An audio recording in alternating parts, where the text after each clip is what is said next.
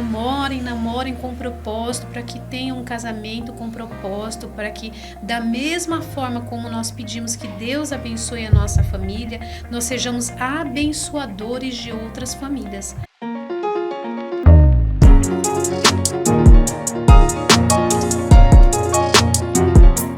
Olá pessoal, estamos aqui com mais um BAU Talks, o podcast do Colégio BAU Bilingual Education.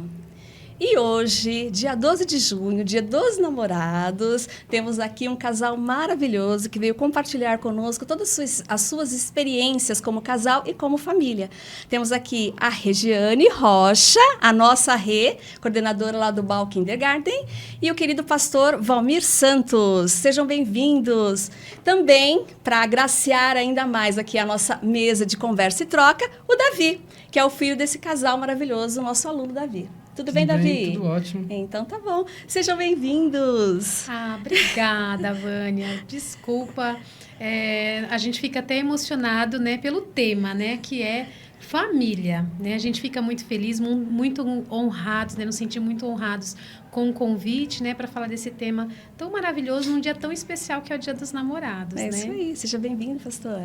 Muito obrigado pelo convite. Para a gente é uma honra participar.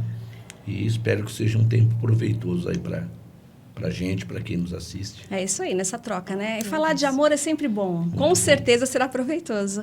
Mas eu acho que o ideal, assim, já que é Dia dos Namorados, né? Vamos entender um pouquinho em relação a vocês. Como é que vocês iniciaram? Onde vocês se conheceram? Hoje vocês têm uma família maravilhosa, mas a gente quer entender lá desde o início como é que foi tudo isso para vocês. Do início do namoro até o casamento e essa construção de família. Que bom. Quem vai, Valmir? Eu ou você? Vou deixar a Regiane começar. Se ela falar alguma inverdade, eu corrijo. É isso aí. Graças a Deus, né? Nós temos aí instituído a nossa família, somos casados, temos 2 filhos, já temos netos, né? Ai, que lindo. Meu filho mais velho tem 2 filhos, né? Então, nós constituímos aí uma família no decorrer desses anos, uma família baseada no amor, no respeito, na fé também que nós compartilhamos, né? E nós já somos aí namorados há 22 anos, é isso, né? Exatamente. 22 anos, não pode errar a data de casamento. Há 22 anos, né? Eu e Valmir, nós nos conhecemos, na verdade, desde crianças, né? Nós morávamos no mesmo bairro, na verdade, na mesma rua, e depois nós nos encontramos ou nos reencontramos, né? Dentro da igreja. Acho que a gente vai falar um pouquinho também, né? Isso. Sobre a nossa vida, a nossa comunhão fora, né? Nós nos encontramos na igreja, muito jovens ainda, ele liderava os jovens da igreja, e ali nós, né, ingressamos em um namoro e já estamos há 22 anos juntos, né? Casados, graças a Deus. É isso aí. E aí, o pastor relembra de todas essas situações que vocês viveram juntos, né? Da infância, depois se reencontraram? Sim, como ela disse, nós éramos vizinhos, né? Morávamos na mesma rua. Ela era um pouquinho mais nova que eu, né? 6 anos. Só um pouquinho. E quando eu era adolescente, ela era criança, né? E quando eu era jovem, ela era adolescente. E depois de alguns anos a gente se reencontrou na igreja, né? E a igreja é esse palco de encontros, né? E nós namoramos pouco tempo e já nos casamos, né? Nos casamos. Ela se esforçou muito para me conquistar. Nós namoramos 9 meses e nos casamos porque tínhamos convicção do que queríamos, né? Nos amávamos, compartilhávamos aí dos mesmos projetos e foi a decisão mais acertada da nossa vida, sem dúvida. Que bacana. Acho que nós vamos falar um pouquinho de propósitos, né? Sim. Porque eu acho que um casamento, né, é uma união de propósitos também, né? Ele tem que ter um propósito, senão ele não há razão de ser. Uhum. O que a gente fica imaginando é que hoje em dia os jovens não querem mais namorar. Né? Não sei se o Davi compartilha com isso também. Porque eles estão ficando, né? Eles querem ficar, conhecer as pessoas, e conhece um e conhece outro, e não criam mais aqueles vínculos como nós tínhamos antigamente, né? Eu mesma namorei 14 anos, namorei a vida inteira. Então, a gente fica se perguntando às vezes, eu não sei se vocês, já que vocês têm o grupo de jovens também lá na igreja, se esse assunto vocês colocam também para os jovens, né? Para a gente tentar entender a cabeça dos jovens hoje em dia. Também não sei se dentro da igreja é diferente, quando o jovem não está na igreja. O que vocês acham disso? Como é que vocês trabalham com isso também na igreja? Como pastores, a gente tenta conscientizar a respeito da importância de um namoro. Porque o namoro, ele é extremamente importante dentro da nossa perspectiva de fé. O namoro antecede um compromisso maior, um noivado, um casamento.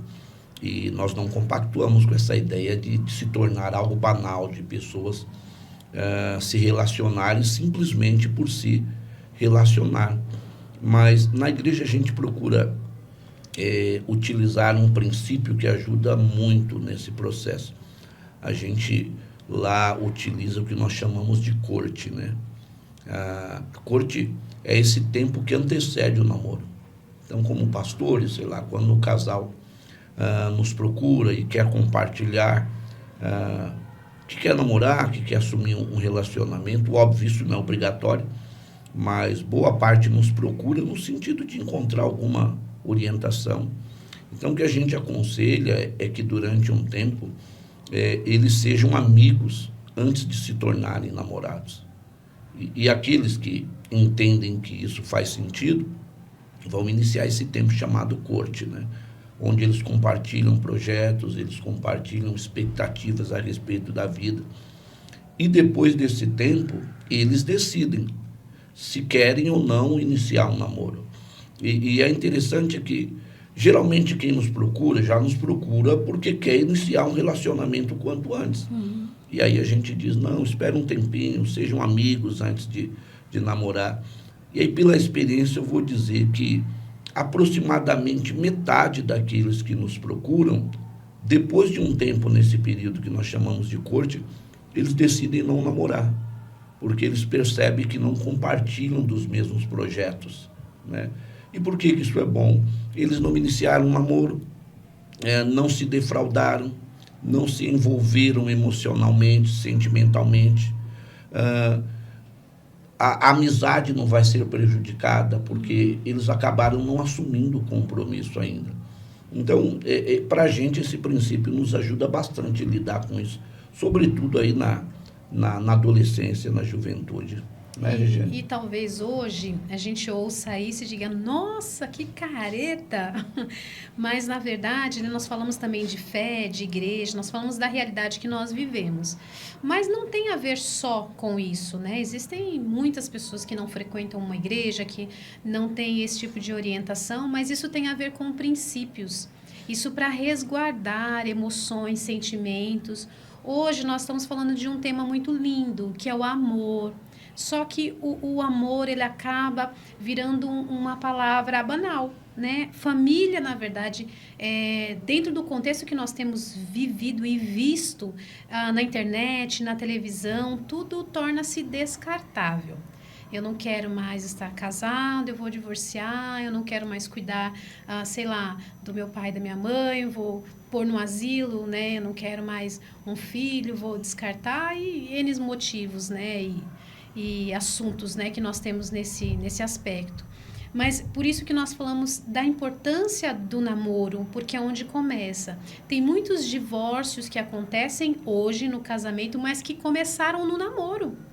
Divórcio começa no namoro, né? A gente costuma dizer esta frase, né? E é muito importante. Ou algumas pessoas dizem, como é que eu vou casar sem experimentar? Essa frase que nós justificativa, ouvimos, né? Como eu vou casar sem experimentar?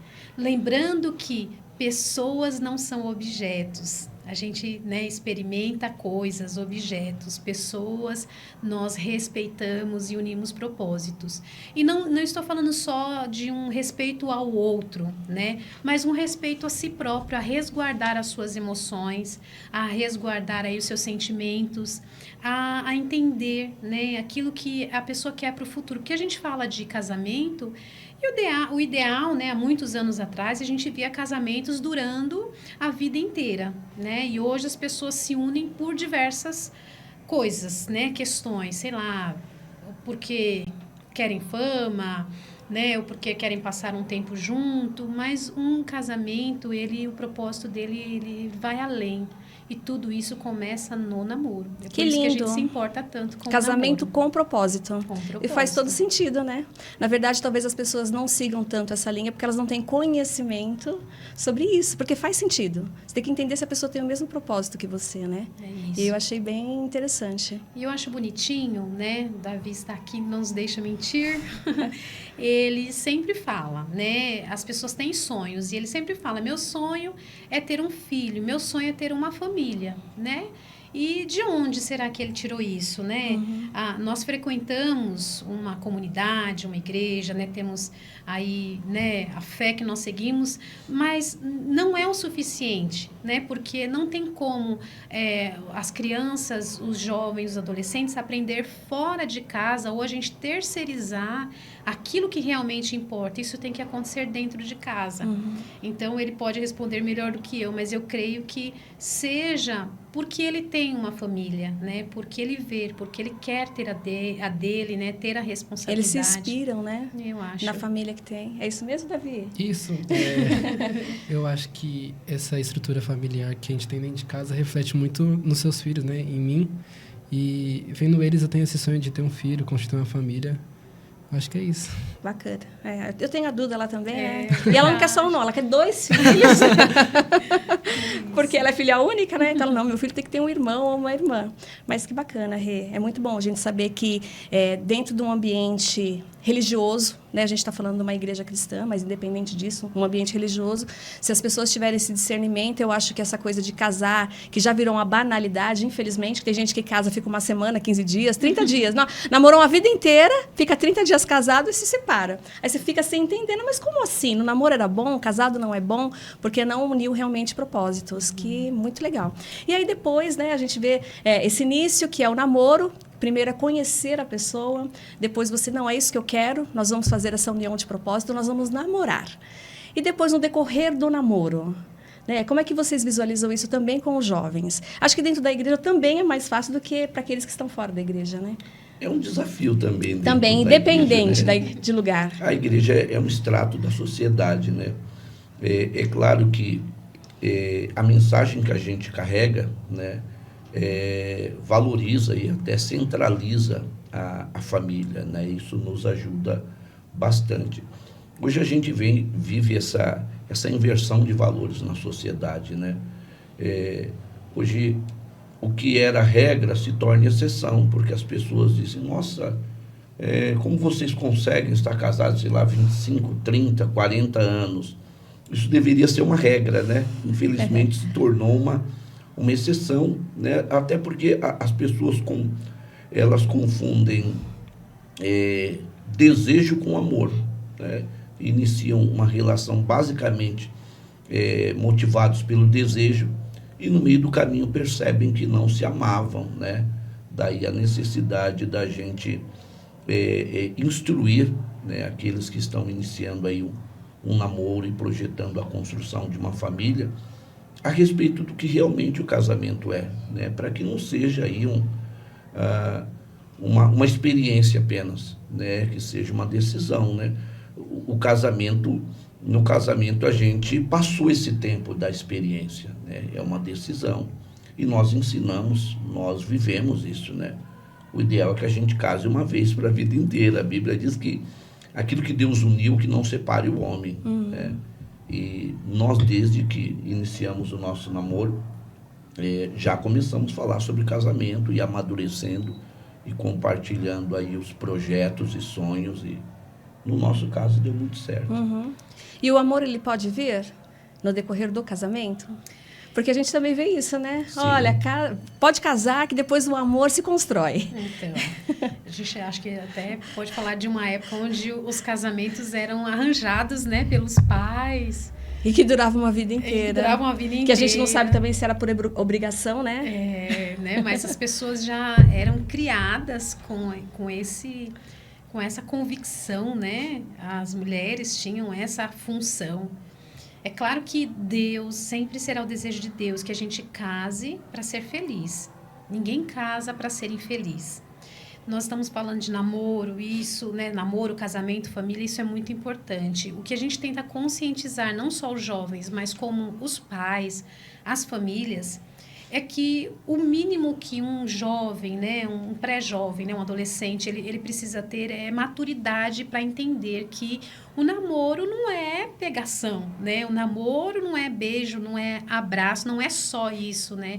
O namoro, como a gente disse, é uma união de propósito. Então, é no namoro que você vai ver, né, como aquela moça trata os seus pais, né? Se ela trata bem, com certeza, provavelmente, né, não é uma regra, mas provavelmente também você terá um tratamento bom dentro do casamento e vice-versa, né? Propósitos. Aí tem a namorada que quer viajar o mundo, mas o marido, né, o futuro marido é uma pessoa caseira e ele tem uma ideia de profissão bem estruturada dentro da cidade que ele mora. Então, com certeza, isso lá na frente vai dar problema, né? Vai dar problema. Então, é no namoro que a gente une ideias, une propósitos, né? Para que isso aconteça de uma forma que dê certo no casamento. Amor. Algumas pessoas vão discordar extremamente disso. Mas o amor, ele não é só um sentimento. O amor, ele é uma decisão. Quando a gente casa, e principalmente nós que temos 22 anos de casados, será que eu acordo todos os dias apaixonada, né, pelo meu marido? Principalmente quando eu chego em casa, né, e tem coisa fora do lugar? Sim, ela continua assim. Será que todo dia, né, eu amo muito, aqueles desgastes do dia a dia, né? Que acontecem. A gente vive, né, convive junto, né? Então, tem dias que a gente acorda mais apaixonado, tem dia que não, Nem né? tanto, né? Nem tanto, né? E o amor, se a gente se basear, né, no amor, né, como base, né, total para o nosso casamento, a gente não permanece casado. Então, todos os dias eu tenho que decidir. Eu decido amar Valmir, né? Eu decido amar o meu marido, né? Amar o meu casamento. Então, é uma decisão. Porque como é que a gente vai se basear só em sentimentos ou emoções, né? O nosso coração, a Bíblia diz que o nosso coração é enganoso, né? Tem dia que a gente ama, tem dia que a gente acorda bem, tem dia que a gente não acorda. Então, é por isso que Deus deixa bem claro na palavra dele, né? Ele decidiu também nos amar, né? Isso não está baseado num sentimento, está baseado numa decisão. Então, o casamento, né? Ele tem que ter essa decisão todos os dias. Eu decido amar, independente dele deixar a toalha, a roupa, né? Eu decido todos os dias, porque senão você não se mantém casado, isso é certeza. Que legal. São os desafios do dia a dia de um casal, né? Se bem que também, não sei se é uma desculpa, né? Mas sempre dizem que os opostos também se atraem, né? Então, eu tenho um perfil totalmente diferente do meu esposo, né? E nem sempre o que eu quero é o que ele quer, o que ele quer eu quero. E aí, quando você fala de decisão, é isso. A gente tentar equilibrar tudo isso, porque é muito difícil, né? É o equilíbrio, porque, por exemplo, eu e Valmir, nós somos extremamente diferentes, né? Acho que nós não somos iguais em quase nada. Nós somos muito, muito diferentes, né? Mas até isso, num casamento, né? E você vai treinando num namoro, mas num casamento, tem que existir um meio termo. Para isso, sim, tem que existir um meio termo, porque nem sempre, né, haverá uma concordância. Ai, Valmir, conta aquela história da pasta de dente lá do casal, que é o meio termo. Sim. Na verdade, se não tiverem diferenças, não tem assunto, né? Verdade, é verdade. Todo mundo gosta da mesma coisa, fazer a mesma coisa, né? Sim, nós assistimos a palestra de um casal que estiveram casados por 70 anos. E aí eles estão compartilhando as experiências ali do casamento, né? Os segredos. E ele disse que no início do casamento eles brigavam frequentemente por coisas que agora eles percebiam que eram insignificantes, né? Ele deu um exemplo lá, ele falou, olha, nós brigávamos pela maneira como a gente usava o tubo de creme dental. E ele diz, olha, eu como homem que sou, eu apertava o tubo de creme dental de baixo para cima. Aprendeu com a família. Para poder extrair o máximo possível, né? E aí vinha a minha esposa e apertava no meio, né? E eu brigava com ela e a gente discutia por isso. E eu achava que ela fazia de propósito. Ela falava que eu era muito chato. Até que eu tive uma ideia. Eu comprei 2 tubos de pasta. Você usa o seu, que eu uso o meu. Você usa o seu do seu jeito, eu uso o meu do meu jeito. E acabou uma briga, né? A Bíblia nos ensina a colocar razão antes do coração, né? Pode parecer que não, mas a proposta de Jesus não é que nós sejamos pessoas guiadas por sentimentos. Nós somos guiados pela mente, pelo intelecto. E o casamento precisa refletir isso, né? Se a gente é guiado pelo coração, a gente vai ser tão inconstante quanto as nossas emoções, né? Já se a gente é firmado em bases sólidas, né? E a Bíblia nos fornece bases sólidas, a gente sabe que existem momentos e ocasiões em que o nosso coração, as nossas emoções, elas não podem dar lugar, senão elas vão nos trair, né? Eu acho que é um dos segredos para a manutenção de um casamento, né? Esse meio termo, ele precisa existir sempre, né? Nós estamos falando de um casamento perfeito? É claro que não. Nenhum casamento é perfeito. A gente costuma muito, né? Eu acho que a gente vai falar um pouquinho disso também. Nós, assim como frequentamos uma comunidade, né? Fazemos parte de uma comunidade de fé, nós temos muitos casais. Então, lá nós temos alguns líderes que orientam casais, que ajudam casais, né? Em todos os seus desafios, porque todo casamento tem desafio.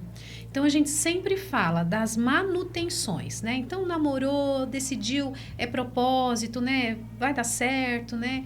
E vamos casar, né? Mas num casamento tem a manutenção preventiva e tem a manutenção corretiva. Então, o que significa isso, né? A manutenção preventiva faz de conta que compramos um carro zero, né? Um casamento, casou, tudo lindo, tudo maravilhoso, assim como, né? Um carro zero, quando nós compramos, ele vem perfeito, né? O casamento também, quando a gente casa. O tempo vai passando, você vai utilizando aquele carro e vai fazendo barulho. E você fala, não posso parar porque eu preciso do carro para levar os filhos na escola, eu preciso do carro para trabalhar, não posso ficar sem esse carro. E não para verificar, né, que há manutenção preventiva, para não acontecer coisa pior. Tá só batendo, só fazendo barulho. A pessoa não parou com o carro e aí o que deu? Né? Deu problema lá no motor, fundiu o motor. Ele vai parar de vez. Vai parar de vez. Então, o que é mais fácil? Não é fazer a manutenção preventiva?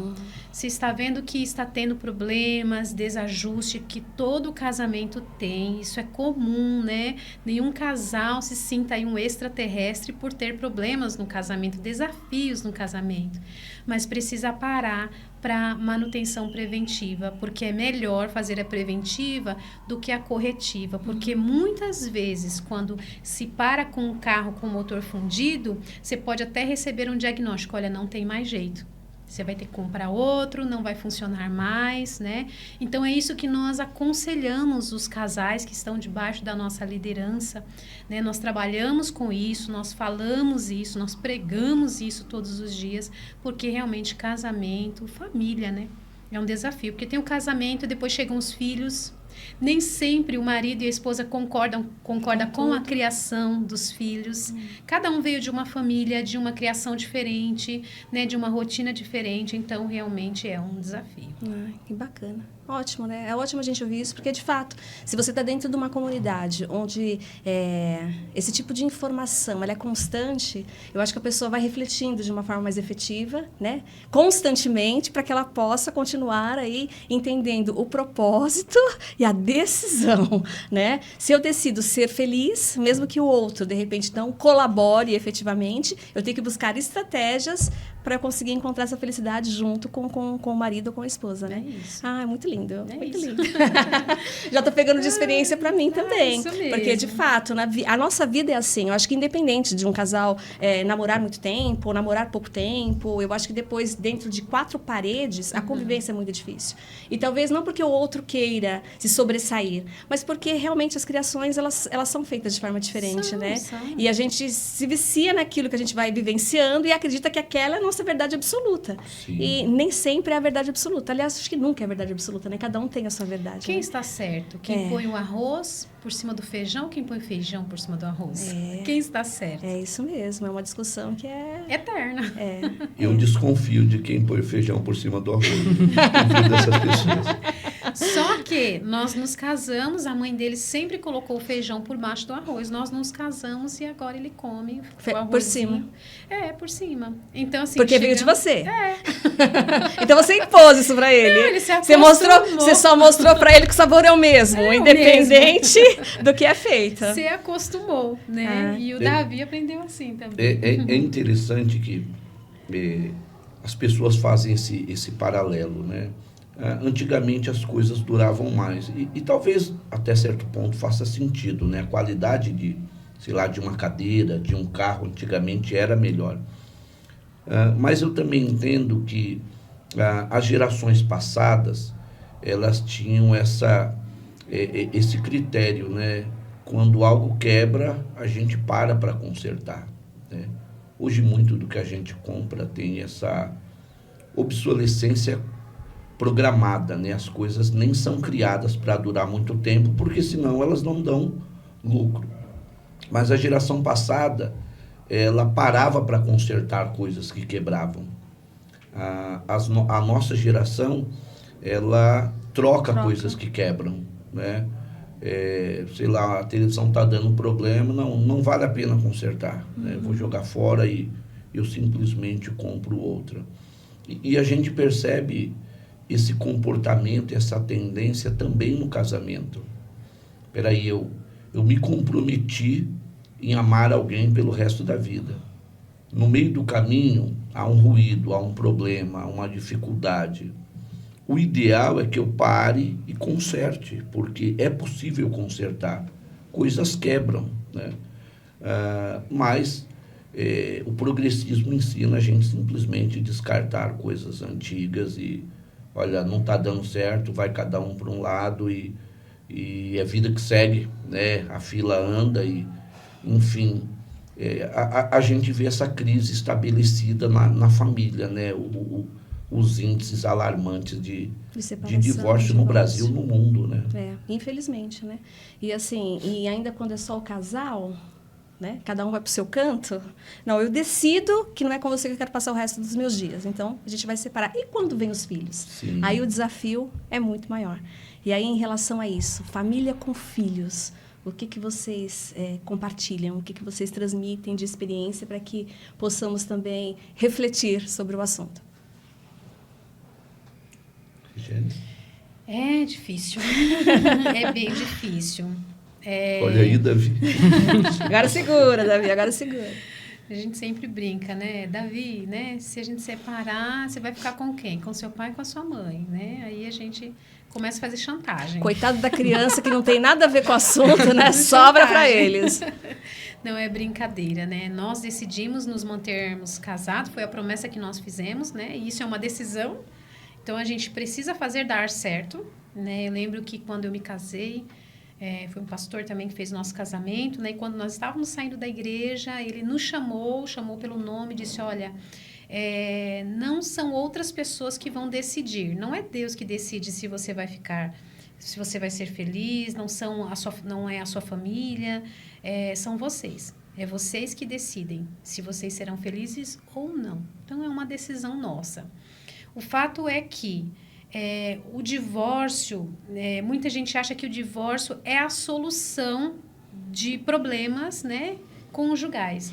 E, na verdade, o divórcio ele não é uma solução de problema. Na verdade, a pessoa que está se divorciando, né, qualquer pessoa divorciada pode responder isso, né, ela tem traumas, porque não tem como sair ileso de um contrato, de um compromisso que você fez, que você assumiu, né? E com certeza quando casou para dar certo. E infelizmente você, né, se frustrou, né? Não foi como esperado, não é como, né, a expectativa e acabou se separando, né? Então a pessoa em si ela já vai caminhar com um trauma. Então ela vai resolver uma parte do problema, mas ela está com o outro, né? Que é lidar com toda essa situação. E quando tem filhos, né? Aí fica mais grave, mais sério, porque essa pessoa, esse pai, essa mãe, ele tem que cuidar dos traumas dele, né? E evitar que o trauma na vida da criança seja maior. É por isso que a gente fala da importância hoje do namoro, porque a pessoa vai casar, a pessoa vai instituir família, vai ter filhos, e tudo, qualquer decisão que nós, como pais, tomarmos, vai influenciar os nossos filhos. Então, ela tem que cuidar de si, ela tem que cuidar daquela criança que muitas vezes vai carregar um trauma. Às vezes a criança é menor, é pequena, então a criança sente a falta, né, a ausência daquela outra pessoa em casa. Então, você tem que explicar de uma maneira que você não foi treinada para explicar, né, para conduzir a falta que tem no coração daquela criança. Se é uma adolescente, né, é muito difícil um adolescente assimilar. Então, é bem difícil hoje você encontrar, e você vê muitas adolescentes em terapias, né, que carregam traumas, que carregam aí dores, sofrimento por conta da separação dos pais. É por isso que a gente precisa tentar evitar isso. E é por isso que falamos da importância de unir propósitos no namoro, para que um casamento não seja algo, o fim de um casamento, né, seja traumático para a pessoa e para os filhos também. Né? Voltando um pouquinho, eu estou pensando aqui na pandemia também, né? Que disseram que depois da pandemia o índice de separações e divórcios foi gritante. Porque as pessoas já não tinham o costume de conviver dentro do ambiente, dentro de casa, né? Com os desafios diários de lavar, passar, cozinhar, cuidar do filho, fazer lição de casa, aquela confusão toda. E isso fez com que as pessoas tomassem a atitude de se separar e se divorciar. E que triste isso, né? Porque a gente está falando de uma família. São famílias já que estavam ali estruturadas e pelo convívio diário e constante, coisa que hoje, infelizmente, não acontece, né? Que trabalham muito tempo fora, é trânsito, chega em casa todo mundo cansado, vão comer alguma coisa e dormir, descansar. E aí esse convívio constante fez com que as pessoas também se divorciassem. E como é difícil, né? Para a gente visualizar, nós que estamos assim, de fora, porque nós trabalhamos aqui com as crianças, com os jovens e os adolescentes. Então, nós estamos de fora de todo um conflito familiar. E a gente vê o quanto reflete isso dentro do ambiente educacional para a criança. Porque eles não conseguem separar, eles não conseguem deixar de demonstrar as insatisfações, a tristeza, quando tem algum problema dentro de casa com esses conflitos, né? Entre pai e mãe, essa coisa toda. Então, a gente fica tentando ali buscar trazê-los para mostrar o lado de cá, né? Olha, eles são adultos, eles que resolvam, mas o quanto é difícil para os jovens e adolescentes conviver com tudo isso, né? Pensando nessa correria que é a vida, ela explica, mas não justifica esse distanciamento. E é verdade, né? A pandemia obrigou pessoas a fazerem o que, diga-se de passagem, é comum e até necessário, né? Sim, conviver. Fazerem refeições juntas, né? Conversarem, né? E aí pessoas descobriram que a pessoa com quem eles casaram não era exatamente aquela pessoa com quem eles estavam convivendo, né? E, olha, se você é desse jeito, então eu não quero, né? Seria cômico se não fosse trágico, né? Eu acho que nada justifica essa alienação, muito embora as pessoas errem com a motivação correta, né? Porque o pai que trabalha mais do que deveria, a mãe que trabalha e sai direto do trabalho, vai fazer uma faculdade, depois uma pós e um doutorado, e ela está sempre ali afogada em livros, e no final de semana tem que estudar. O pai escolhe fazer hora extra, escolhe ter uma terceira fonte de renda, né? A motivação, eu não duvido, não, olha, a gente quer ter um futuro mais tranquilo, a gente quer ter uma família mais estruturada, só que na prática não é isso que acontece, né? Essa correria, esse ativismo afasta a família. A experiência mostra que o pai não vê o filho crescer, né? A criança, o adolescente e até mesmo o jovem, né? Não pediu nada disso, né? De repente, aquele adolescente trocaria tudo que o pai pode proporcionar financeiramente falando por tempo de qualidade, né? E não tem. Isso distancia o casal e chega uma hora que, como cada um deles tem o seu próprio caminho, não é muito difícil continuar o seu caminho sozinho.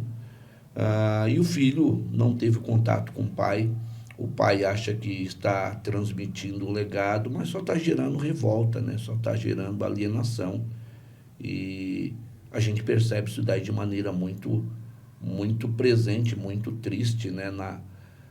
Naquilo que tem se tornado algumas famílias, né? A gente vê o absurdo aí de filhos que não vêem problema, né? Não vêem muita dificuldade em contratar um matador de aluguel, matar o pai, matar a mãe para ficar com dinheiro, porque não era uma família, né? Era um ambiente onde pessoas conviviam, né? E não é muito difícil viver sem isso. Né? Que triste, né?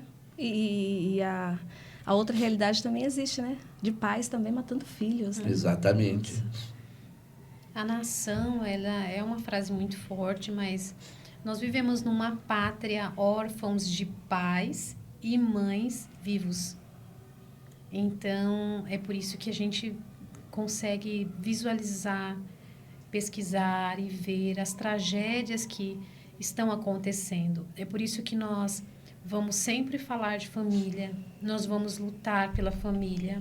Nós fazemos, né, parte da comunidade, né, de fé, e lá nós caminhamos juntos. Quando um se sente fraco, a gente tenta apoiar o outro. Olha, eu não vou conseguir, não, você vai conseguir, porque a família é uma instituição de Deus, e Deus, ele não faz nada errado, não faz coisas tortas. O que ele faz é perfeito. E a família, dentro do padrão que foi criado por Deus, é para ser perfeita, né? Ali o filho vivendo no amor, os pais sendo cuidados pelos filhos quando mais velhos, né? Então, e a gente vê essa orfandade na pátria, infelizmente. É por isso que a sociedade, nós vemos tantos crimes serem cometidos, tantas famílias serem destruídas por um jovem que de repente não foi acolhido pelo pai, pela mãe, não tinha uma família na verdade, que acaba destruindo uma outra família. Então é por isso que nós vamos prezar tanto, né, pela importância da família, né? É o ideal que as pessoas constituam mesmo família, né? E é por isso que a gente frisa, né? Namorem com propósito, para que tenham um casamento com propósito, para que, da mesma forma como nós pedimos que Deus abençoe a nossa família, nós sejamos abençoadores de outras famílias, porque é isso que Deus quer, né? Que as pessoas sejam felizes. Então, a culpa não é de Deus, né? A culpa é nossa, que às vezes tomamos decisões que não são as melhores, né? Não são decisões assertivas, que acaba prejudicando a gente, que acaba prejudicando os filhos, acaba prejudicando uma geração inteira. Quantas vezes nós não vemos, né, uma família que não deu certo, os filhos não deram certo, os netos não deram certos, né? Então, acaba influenciando gerações, né? Por isso que a gente vai sempre levantar a bandeira da família feliz, da família saudável. Que lindo. E aí, Davi? Fica toda inspirada a ver seus pais falando? Eu concordo com eles, né? Eu acho que falando como jovem, né? Esses jovens que crescem sem os pais têm lapsos muito grandes, seja eles de caráter, justamente por não ter essa visão familiar. Eu acho que eles crescem com como posso falar? Eles crescem sem esse desejo de criar outra família, e foi o que vocês falaram no começo, crescem sem ter esse propósito de criar uma família, de ter um futuro junto com uma mulher, ter filhos. Acho que é isso. Acho que mesmo que tenha um propósito, né? Às vezes por essa coisa, engravidou, agora vou ter que casar. Não sabe se o propósito é o mesmo, mas já fez, né? Então vamos casar para assumir o filho e vamos ver o que vai dar. Os traumas são grandes. Né? E o reflexo, ele vem automaticamente para a gente vai incentivar, eu como homem, como pastor, eu vou incentivar aqui em casa a ter filhos, né? Eu acho que é o natural, né? Se esperar que alguém que casa queira ter filhos, né? Mas eu também vou dizer que há pessoas que parecem que não nasceram para ser pais, né? E há pessoas que não nasceram para ser pais e insistem em ter filhos. E aí eles abandonam os filhos, né? Às vezes abandonam dentro de casa, O pai não precisa necessariamente ir embora de casa para abandonar o filho, né? A gente vive num cenário de filhos abandonados no seio do lar, né?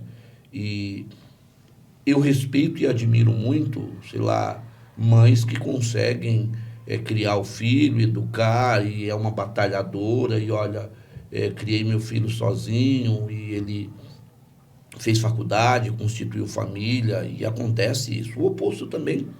Há pais que se viram sozinhos, né? E que acabam fazendo um bom trabalho. Mas sejamos sinceros, nada se compara a esse ambiente onde tem o pai, onde tem a mãe, né? E se a gente perguntar para qualquer filho que foi criado só pela mãe ou só pelo pai, se ele não preferiria, né, ter a presença dos dois, é óbvio que ele vai dizer que sim, né? Então, todo o meu respeito por aqueles que conseguiram fazer um bom trabalho sozinho, mas a gente reconhece que deve ser algo muito mais difícil e que não tem como, acaba deixando algumas brechas, né? É verdade. Tem vários, né? Órfãos de pais vivos. E a gente convida também, Vânia, pessoas a quebrarem as regras também. Qual sentido eu quero, né, dizer?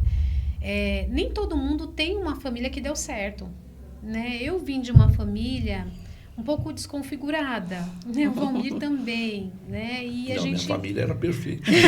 A Doriana. Família Doriana, né? E assim, a gente decidiu, não, nós vamos fazer diferente, né? Porque às vezes também é outra coisa que a gente terceiriza, né? Sim. Olha, eu não sou feliz porque os meus pais não eram, porque eu não tive exemplo. É mais fácil, né? Colocar a culpa nos outros. A minha família tinha muito problema, meu pai era alcoólatra, né? E por aí vai, e aí de repente não dão certo, né? Então, a decisão, né? As pessoas decidirem dar certo, né? Então, a gente não tem que terceirizar ou responsabilizar as pessoas, né, o externo sobre aquilo que nós seremos ou aquilo que nós teremos, né? Eu acho isso importante também pontuar. Ai, que bacana. Mas o amor é tudo de bom, né? Ter filhos, quem não tem está perdendo, né? Tem muitos desafios, que a verdade seja dita, mas eu acho que não existe um amor maior do que de pais para filho, né? Acho que não consegue. A pessoa que, infelizmente, não tiver filhos não vai estar 100% realizada, porque realmente o filho traz uma realização diferente, né? É caro, mas vale a pena. Vale a pena. É um investimento que vale a pena, mesmo em meio aos sofrimentos, né? Porque também não é fácil, né? E, às vezes, infelizmente, eles também não reconhecem tudo isso que os pais fazem por eles, né? Só quando eles se tornam pais. Exatamente. Né? Mas isso faz parte. Nós também já fomos jovens, né? E a gente sabe que a gente não dá o devido valor. Né? É a nossa vingança. Um dia você vai também ser pai, vai saber o que a gente está falando. É isso mesmo. Ai, gente, achei maravilhoso trocar com vocês. E aí, o que eu vou pedir? Para que vocês mandem um recadinho ali pro pessoal. Né? Porque hoje a gente está falando do Dia dos Namorados, a gente falou bastante de amor, né? De família, de acolhimento. Então, deixa um recadinho para todo mundo que está nos assistindo. Eu vou dar honra primeiro para o Valmir. Eu acho muito necessário a Bíblia, e a gente vai mencionar a Bíblia porque é no que a gente acredita, é o que a gente usa como base para as nossas decisões, né? A Bíblia entende um casamento como uma união em todos os sentidos, né? Entre um homem e uma mulher.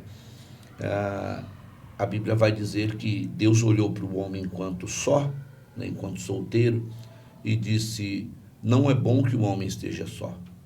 Então, a motivação em Deus criar a mulher era para tornar a vida do homem melhor.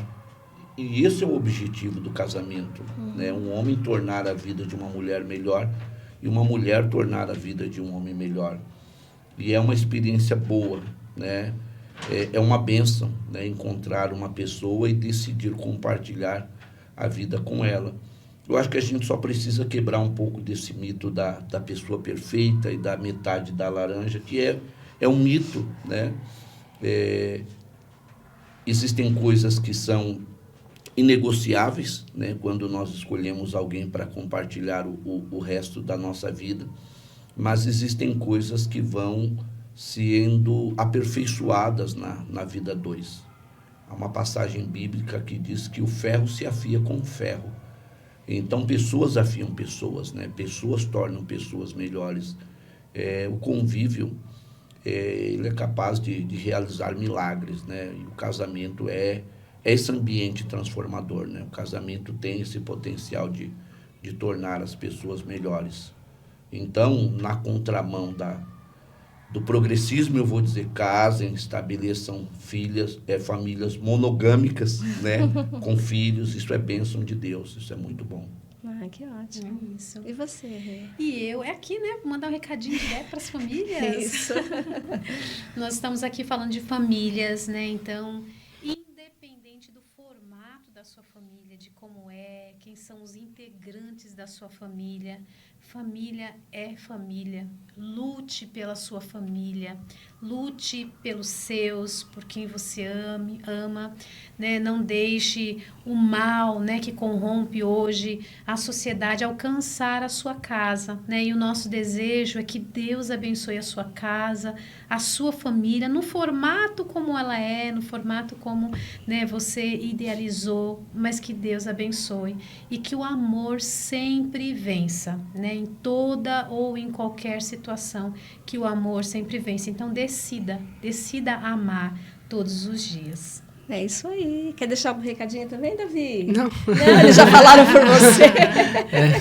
Gente, agradeço de coração por vocês terem participado. Para a gente realmente foi extremamente enriquecedor, né? Desse dia dos namorados. Aí vamos agradecer também os nossos patrocinadores, a Single, que até... Pega aqui, deixa eu ver.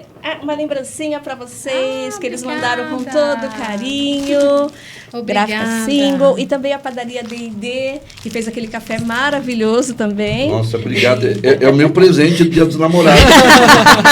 Assim não vale, hein? Assim não vale. Por isso que foi dois. Aí já ganhou. Porque se só um ganhasse, ia dar pro outro, né?